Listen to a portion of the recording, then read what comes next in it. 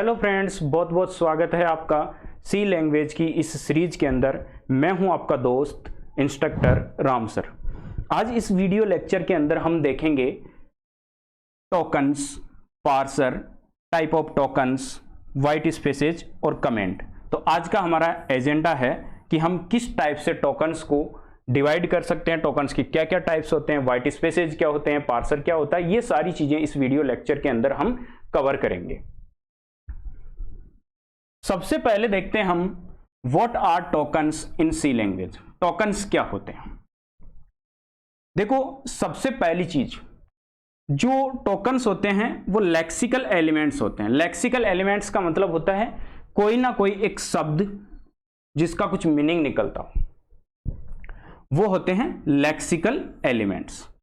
जैसे आप इमेजिन कीजिए कि आपके सामने एक सी लैंग्वेज का प्रोग्राम बना हुआ है और उस प्रोग्राम के अंदर बहुत सारी कोडिंग है, और हर एक कोडिंग के अंदर जो लाइंस बनी हुई है, उन लाइंस के अंदर क्या है, हर एक लाइंस के अंदर कुछ वर्ड्स हैं और इन वर्ड्स का कुछ ना कुछ मीनिंग है।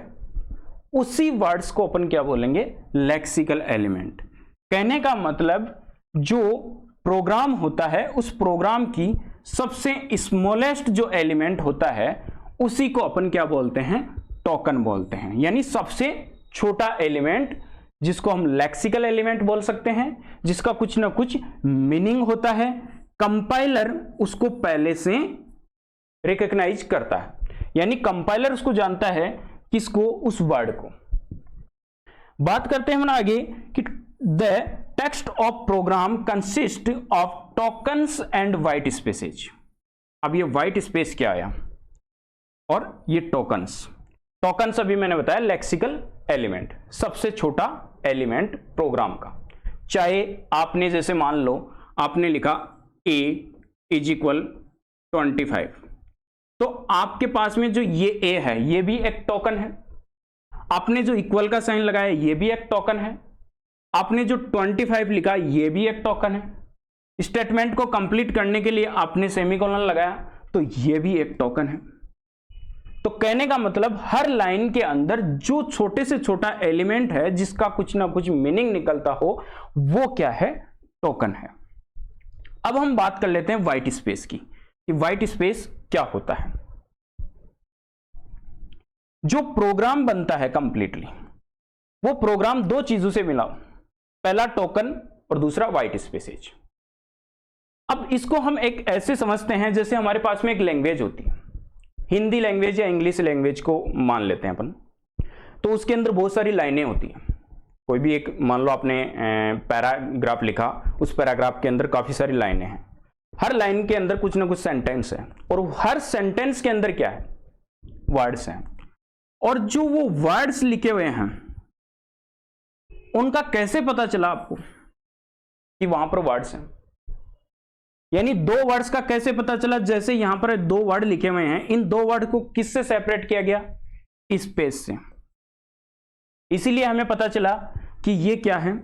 अलग वर्ड है, और ये क्या है? अलग वर्ड है, और दोनों का कुछ ना कुछ मीनिंग है। अब ये जो स्पेस देख रहे हो, इस स्पेस को बोला जाता है white space. But programming language जो होती है, उस प्रोग्रामिंग लैंग्वेज के अंदर क्या होता है? उस प्रोग्रामिंग लैंग्वेज के अंदर व्हाइट स्पेस जो होते हैं, स्पेस के अलावा भी जो टोकन्स होते हैं वो सेपरेट होते हैं। यानी दो वर्ड जरूरी नहीं कि स्पेस से ही सेपरेट हो। प्रोग्रामिंग लैंग्वेज के अंदर दोनों के दोनों जो वर्ड्स होते हैं वो अलग अलग तरीके से भी सेपरेट्स होते हैं। जैसे ये हमारे पास में सारे टोकन्स हैं, ये अलग अलग है, इनके बीच में तो कोई स्पेस नहीं है। तो अब हम देखते हैं इन सी लैंग्वेज पार्सर क्या होता है सी लैंग्वेज के अंदर। देखो, जब भी आपका प्रोग्राम जो बनता है, उस प्रोग्राम में क्या होता है, हमारे पास में दो चीजें होती हैं। आपका प्रोग्राम बनता है, उसके अंदर एक होती है सोर्स फाइल। क्या होती है? आप जब भी सी के अंदर कोई भी प्रोग्राम बनाओगे तो कोडिंग लिखोगे, वो कोडिंग जो सेव होगी वो .c से सेव होगी, नाम लिख के। वो जो फाइल सेव होगी उसके अंदर जिसके अंदर कोड लिखा हुआ है उसको बोला जाता है सोर्स फाइल। लेकिन जब आप उस फाइल को रन करवाओगे, यानी उस फाइल को एग्जीक्यूटेबल फाइल बनाओगे, तो उसके लिए आपको क्या करना पड़ेगा, इस कोड को आपको बाइनरी में कन्वर्ट करना पड़ेगा। और बाइनरी में कन्वर्ट कौन करता है, कंपाइलर। सी लैंग्वेज के अंदर कंपाइलर होता है जो सोर्स फाइल को एग्जीक्यूटेबल फाइल बनाने के लिए कंपाइलर इस फाइल को कंपाइल करता है। बट अगर हम ऐसे देखें, बाहर से देखें, तो केवल अपने को ये इतना पता चलता है कि कंपाइलर क्या है, इस लैंग्वेज को कंपाइल करता है, यानी बाइनरी कोड में कन्वर्ट करने का काम करता है। बट अगर आप अंदर डीपली प्रोसेसिंग देखोगे तो कंपाइलर के अंदर भी बहुत सारे और प्रोग्राम्स होते हैं जो कंपाइलर से जुड़े हुए होते हैं, और वो सबका एक सेपरेट वर्क होता है। जैसे पार्सर कंपाइलर के साथ में, एक लिंकर, जो लिंकर भी क्या काम करता है, एग्जीक्यूट फाइल बनाने का काम करता है पार्सर के साथ में मिलके। तो सेम ऐसे ही जो पार्सर है, वो पार्सर क्या है, parser in C is a component of a compiler whose job is separate the tokens. Main काम क्या है इसका, टोकन्स को सेपरेट करने का, टोकन्स को अलग करने का। मैंने अभी बताया था जो प्रोग्राम होता है, पूरा का पूरा प्रोग्राम किससे कंसिस्ट होता है, टोकन्स और व्हाइट स्पेसेस से। अब आपका जो पार्सर होता है, वो पार्सर क्या करता है, इन टोकन्स को सेपरेट कर देता है, किनसे, व्हाइट स्पेसेस से। अब सर व्हाइट स्पेस किसके लिए होते हैं, व्हाइट स्पेस होते हैं ह्यूमंस के लिए। हम उस कोड को अंडरस्टैंड कर पाए उसके लिए हम क्या करते हैं, उस पूरे कोड को हम सेपरेट करते हैं, किससे, व्हाइट स्पेसेस से। बट कंपाइलर को उसकी जरूरत नहीं पड़ती है। कंपाइलर किन को रीड करता है, केवल टोकन्स को कन्वर्ट करता है बाइनरी कोड के अंदर। व्हाइट स्पेसेस केवल ह्यूमन रीडिंग के लिए होते हैं।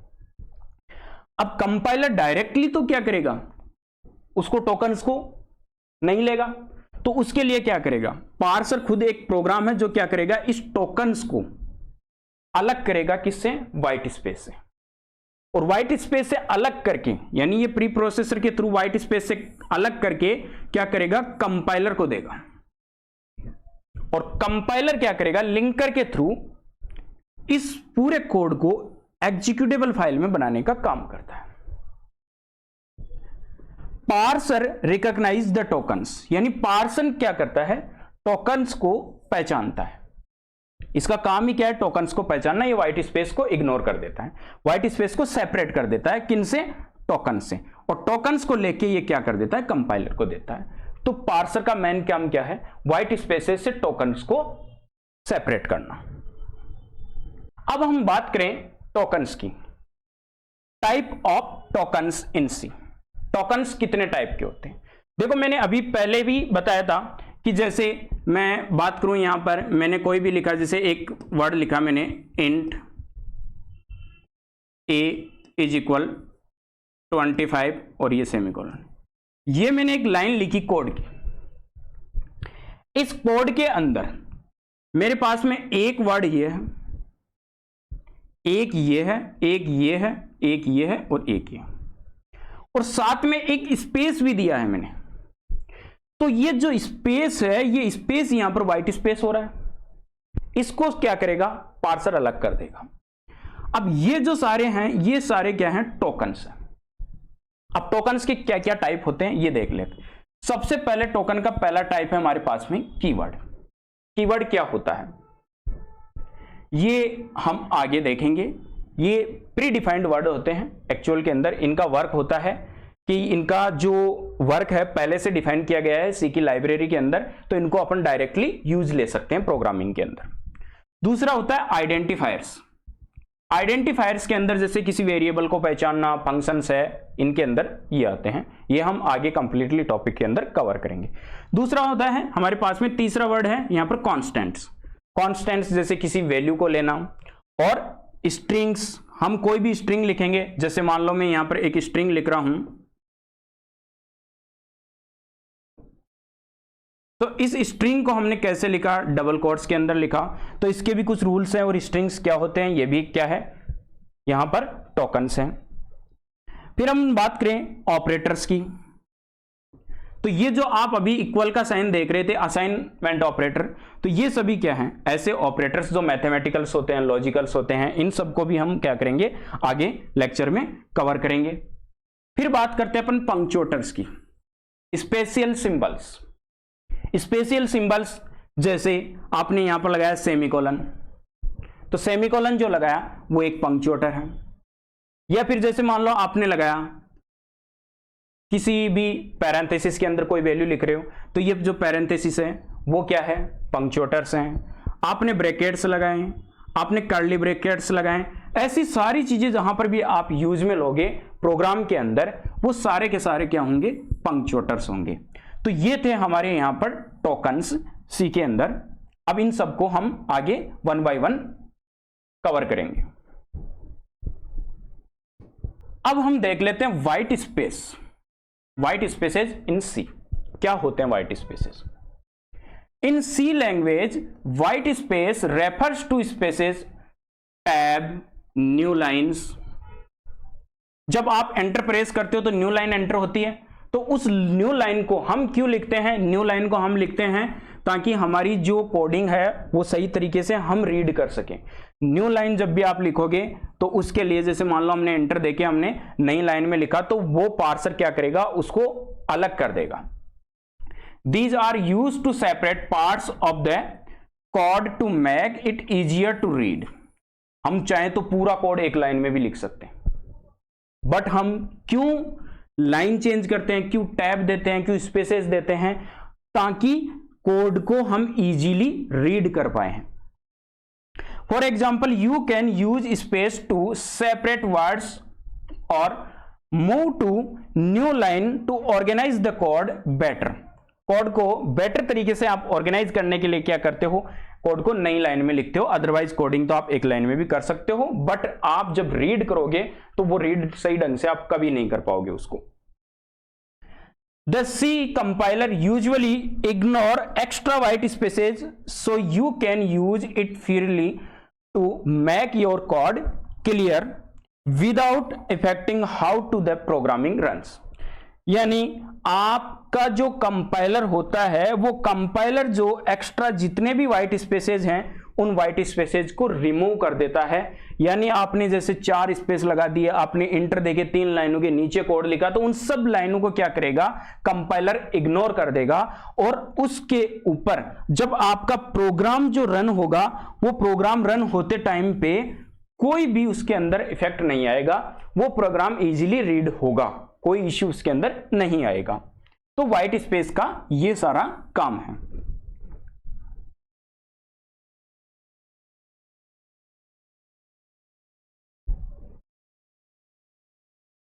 In other words, tokens are separated by white spaces. For example, blanks, जितने भी blanks space हो गए वो क्या है, white spaces हैं। बात करें हम टैब्स की, तो टैब क्या है, white space हैं।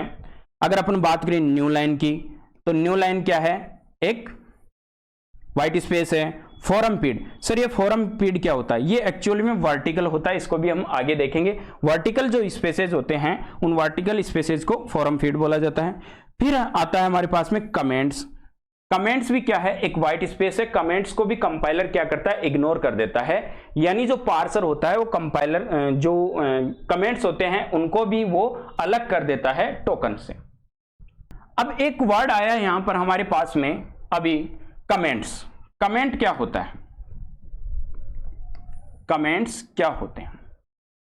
The comments in C are human readable explanations और notes in the source code of a C programme.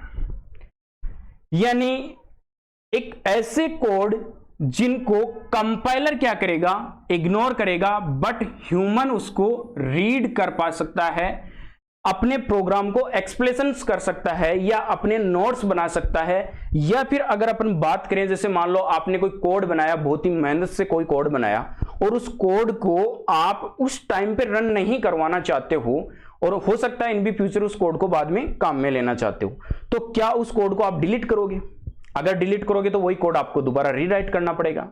तो हम उन कोड्स को क्या कर सकते हैं, उन कोड्स को कमेंट दे सकते हैं।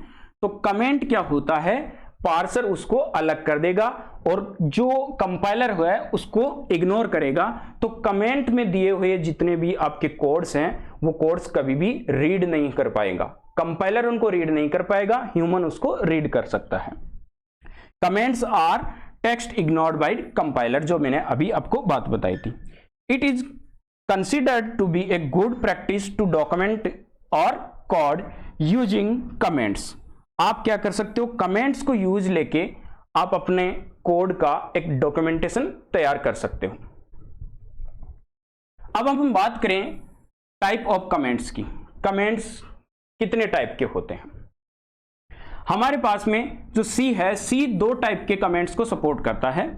कौन कौन से कमेंट्स? सिंगल लाइन कमेंट्स और मल्टी लाइन कमेंट्स।